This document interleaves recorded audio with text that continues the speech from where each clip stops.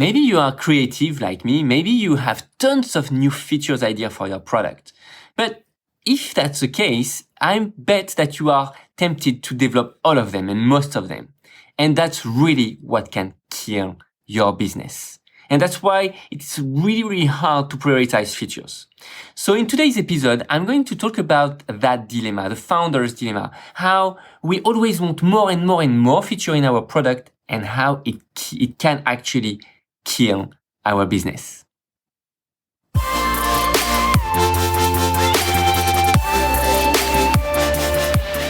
Hi and welcome everyone. So, currently I am brainstorming my new startup, the Marketing Automation Ninja.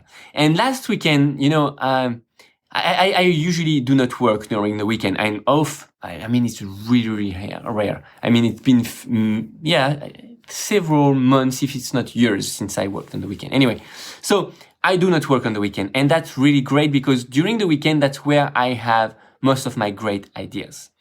So I was playing this weekend and at some point I just got an idea and it was a new feature for that product again. And I thought, oh, that's great. I can do this and I can do that and it can help. So the thing I did is I took my phone and I just put all the new idea that I got. It took me like 30 seconds. And then after I came back to what I was doing.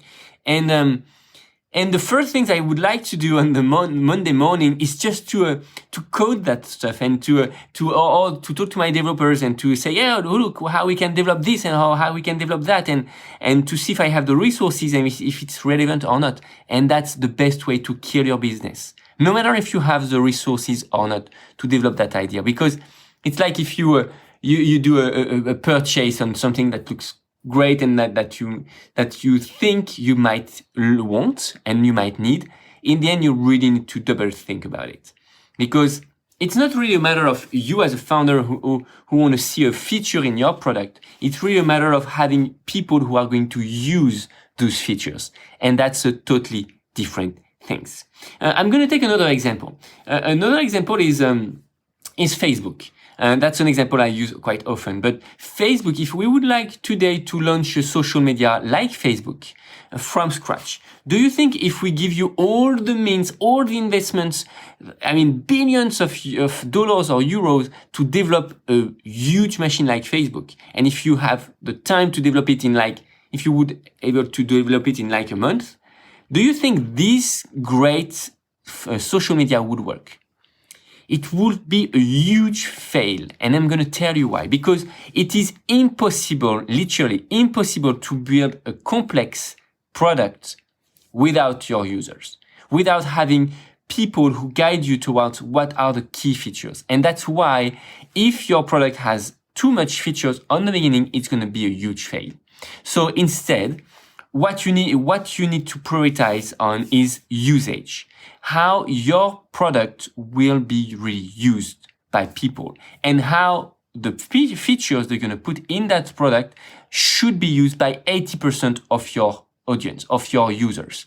So if that new feature idea that you just got is asked by 1 or 2%, is something that might be maybe used by 20, 30, or even 50% of your users, that does not worth developing it.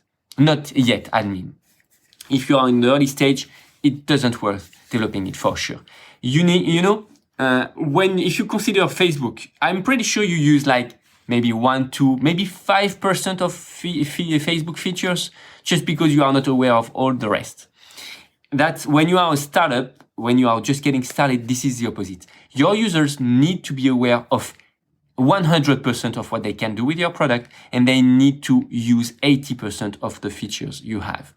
If that's not the case, that's not the right strategy. So really focus on developing feature that will be used by 80% of your users. That's my best recommendation in order to, in roadmap prioritization, in feature prioritization, to be a success, to make your business a success. So in order to understand that, talk to your users, create focus group, etc. And that's going to be the best way for you to grow your business.